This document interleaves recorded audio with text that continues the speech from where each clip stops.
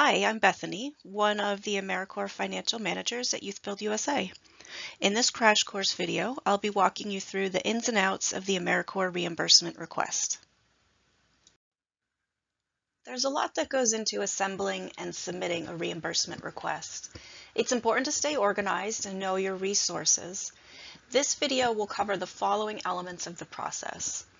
I'll walk you through how to create a request, and I'll explain to you the function of the Reimbursement Workbook. We'll take an in-depth look at some of the key reporting templates in the workbook, and I'll go over how to gather support documentation. I'll walk you through how to submit the request once it's ready, and I'll end with a discussion of what you can expect after you've submitted your reimbursement request. Now, while I will cover highlights and deep dives into key parts of the process, this is not an exhaustive discussion of the reimbursement process overall. As a financial manager, I can speak to common areas where programs get tripped up, as well as what we view as the most significant information you need to create a thorough and accurate request. But please refer to our financial management manual for full information about policy and procedure. The reimbursement request process at YouthBuild USA looks like this. The first, when we receive your materials, is we review them. Your financial manager is looking to see that your spending is consistent with your budget. We're looking to see that your expenses are reasonable, that they're allowable, that they're allocable, and that they're documented. If we see any issues with the reimbursement request, we'll pause the review process and we'll reach out to programs and we will request clarification or corrections. Once all those issues have been resolved, then the request is approved and it moves on to payment processing. Typically, programs can expect payment within 30 days of a receipt of an accurate and complete reimbursement submission. So that's YouthBuild USA's policy and process for working through an AmeriCorps reimbursement request. Let's talk about how we'd like you to approach it. In order to prepare your reimbursement request submission, you have three things to do. The first is to report on all expenses to be charged to the grant, and you'll use a reimbursement workbook which we provide to you. The next will be to support any of those expenses using correct documentation. And then lastly, after reporting, after gathering support documentation, you'll review your work before you submit it to us. So we're going to talk about reporting first. So all your reporting will take place in the Reimbursement Workbook, which is an Excel file that we send to programs, and it's in your program's Dropbox folder. The workbook contains a series of reporting templates that you'll complete. Here are the names of the various templates. We have a budget, we have a staff summary, a member living allowance summary, which is only applicable if your program is working with full-time members. There's an expense report and a match report, and then there's a financial status report. So we'll look more closely at all of these. So before we look more closely at the reimbursement workbook, let's not forget that the workbook is only one part of the reimbursement request. So you'll also need to gather support documentation in order to back up everything that you're reporting. So be sure that you have all the following files in place and ready to upload to Dropbox. We need an AmeriCorps general ledger. We need personnel compensation. So this takes the form of payroll registers, time and attendance records, etc. We'll need documentation of your member living allowance if that's applicable to your program, and then source documentation to support all other transactions.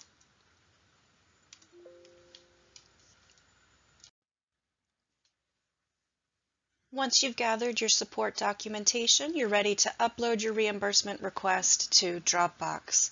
So be sure that that upload includes not just the reimbursement workbook, but also a signed FSR, which I'll talk about in a moment, as well as all that support documentation. Once that's up on Dropbox, you'll have submitted all the materials needed for a complete request.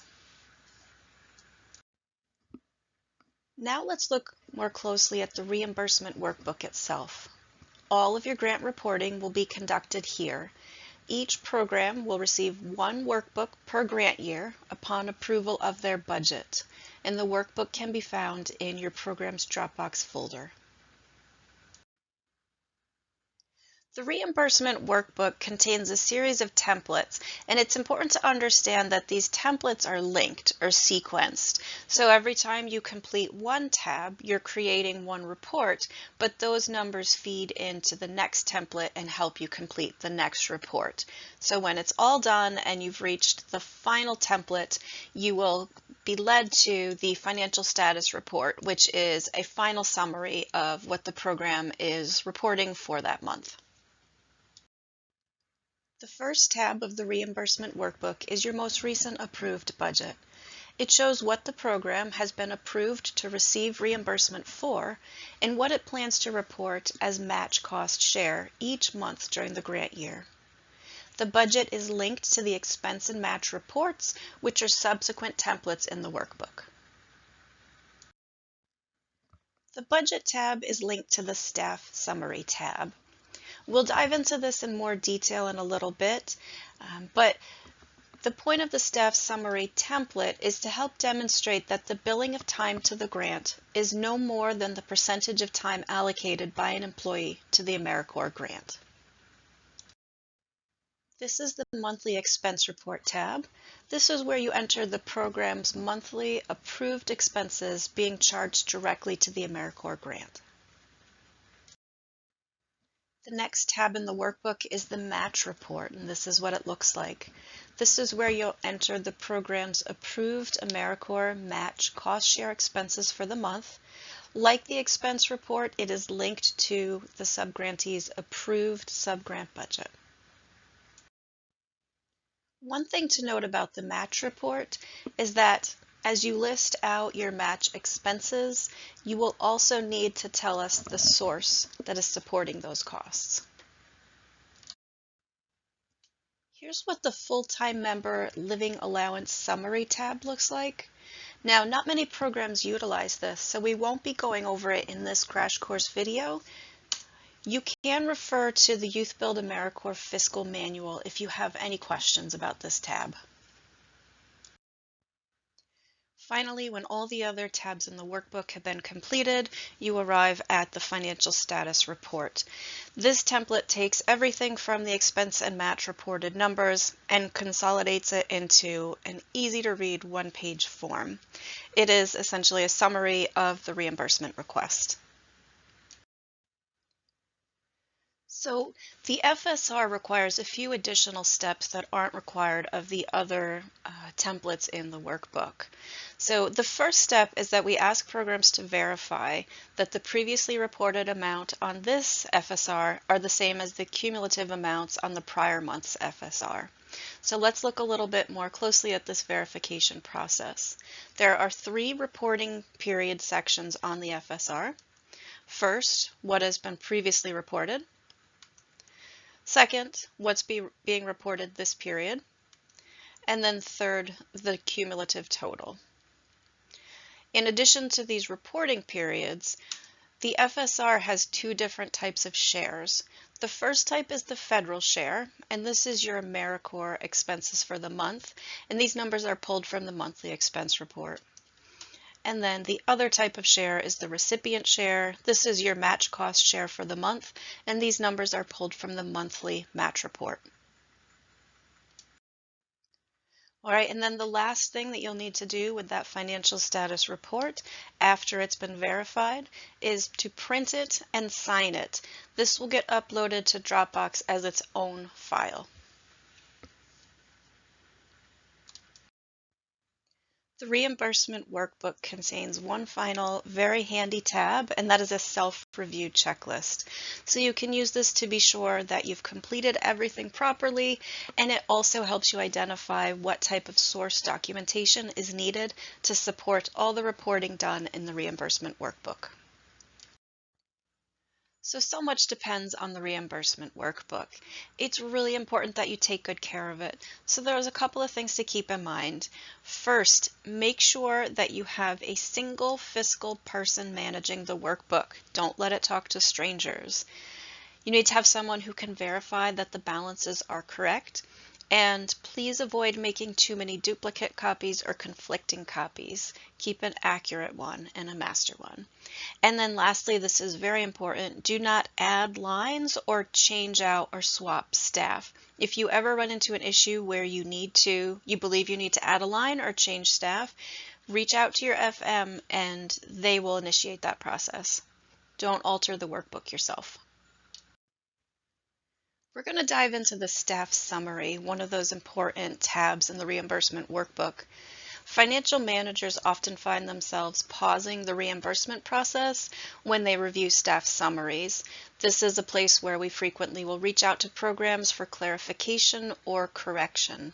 So let's slow down and look more closely at this key reporting template. When completing the staff summary, you want to include the total numbers of worked or salaried hours for the month as verified by the staff members' staff time and attendance records.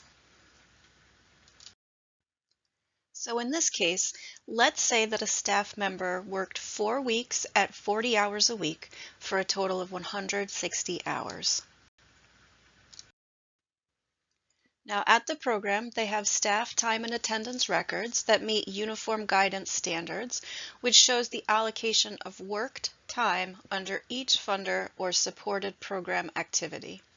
When we look at the staff members' timesheets, we see that 80 hours across all 4 weeks were logged under AmeriCorps.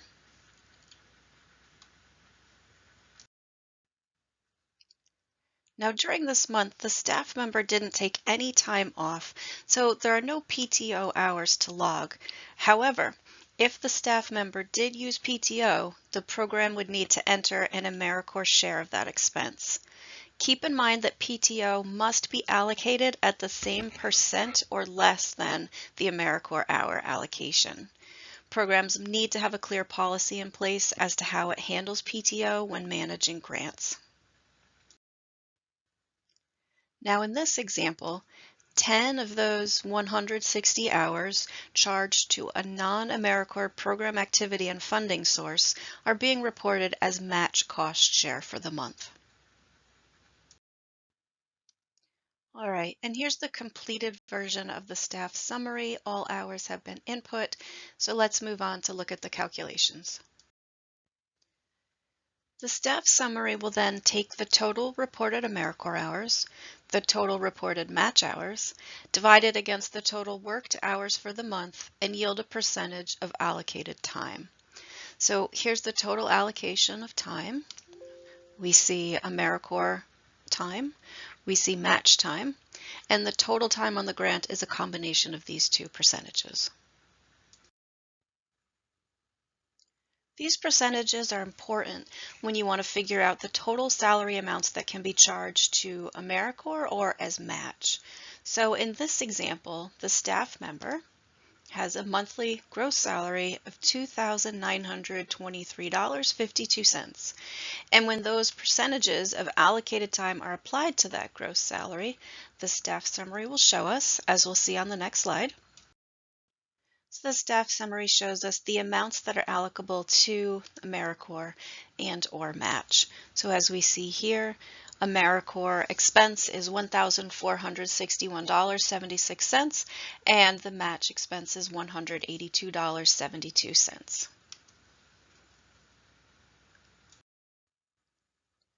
Lastly, with staff costs, we also have fringe. So if you have a consistent fringe rate, please use it, and be sure to prorate fringe based on staff time. So here we have it, the completed staff summary.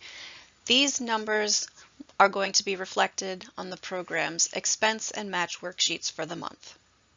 This is another example of the way in which each reporting template is sequenced and connected to the next one. Okay, so let's return to this idea of having 3 tasks in order to create an accurate and thorough reimbursement request. That is, reporting on expenses, supporting those reports, and then reviewing your submission. So we've looked closely at the workbook and at the staff summary.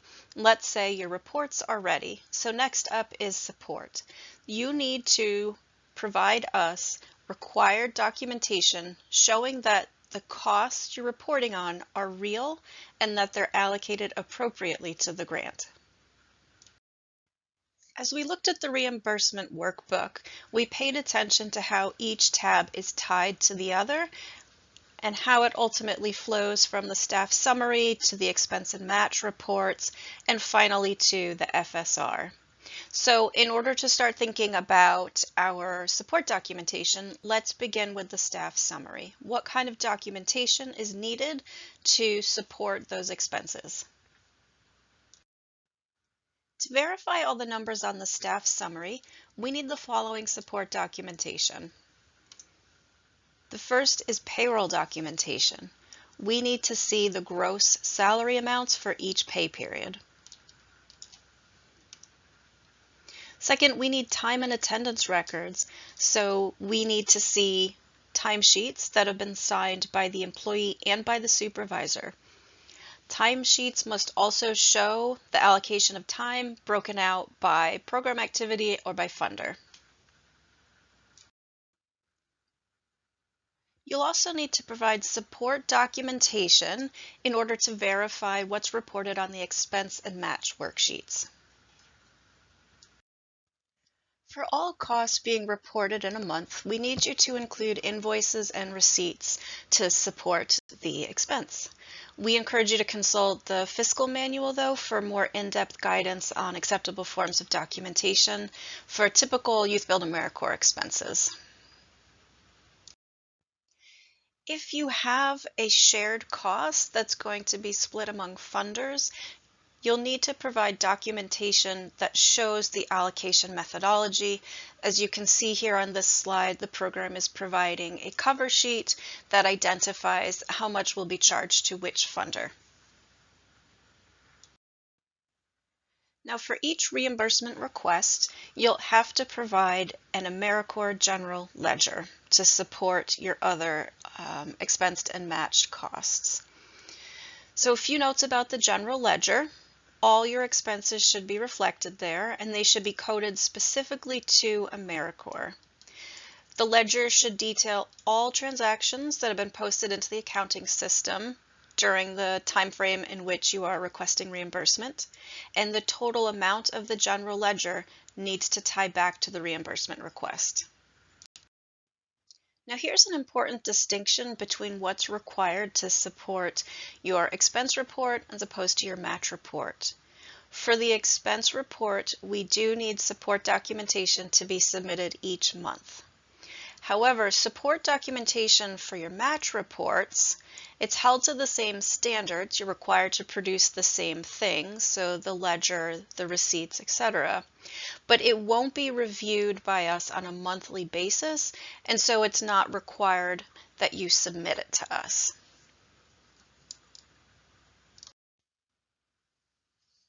Okay, so if you remember, we report first, then we gather our support documentation, and now finally we're on to review. So we encourage you to not move too quickly through this step, even if you've been compiling reimbursement requests for a while. There's lots of little steps and it can be easy to miss something. So let's talk about our resource for helping you review. Okay, here you go. You may recall I mentioned that the last tab of the reimbursement workbook is a self-checklist. So take a look at this before you send us anything through Dropbox to make sure that your reported numbers look good, that your support documentation is in place, and you've fulfilled all the other reimbursement request requirements. You'll submit your full reimbursement request through Dropbox.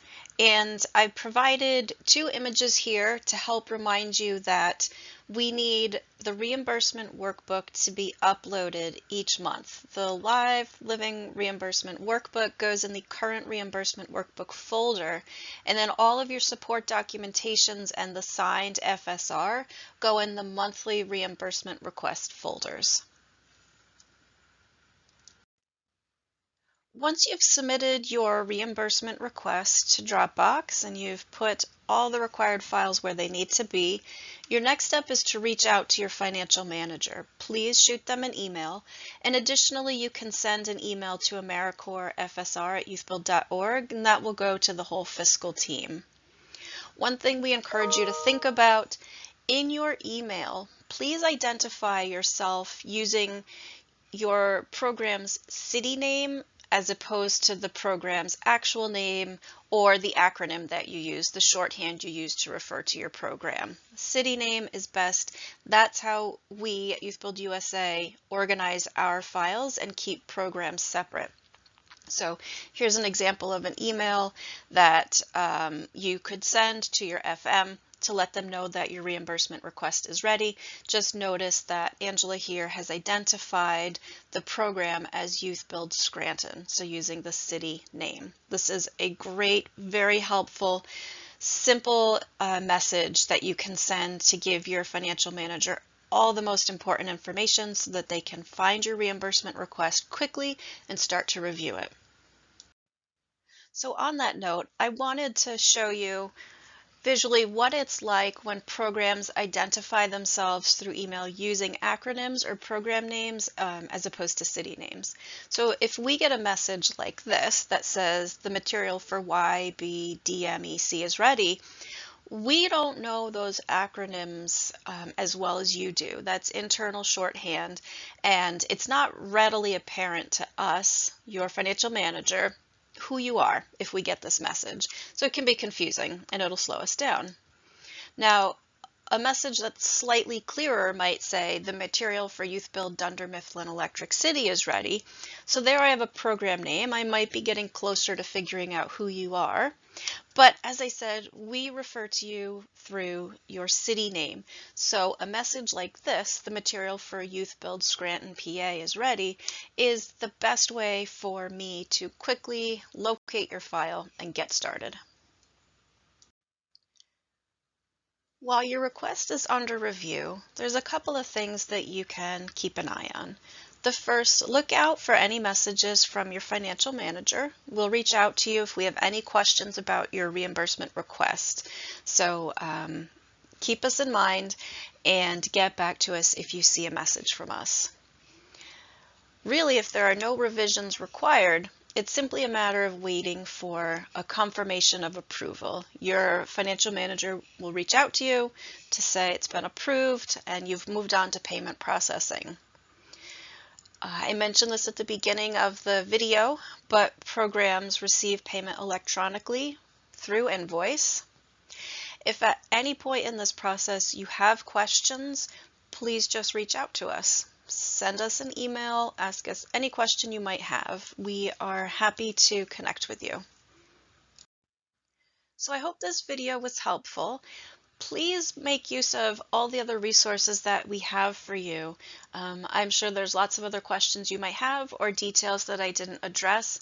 You can find just about anything in our fiscal manual, and you can access it through the website here, which has a lot of other resources as well, including links to other fiscal crash course videos that we've done. Thank you.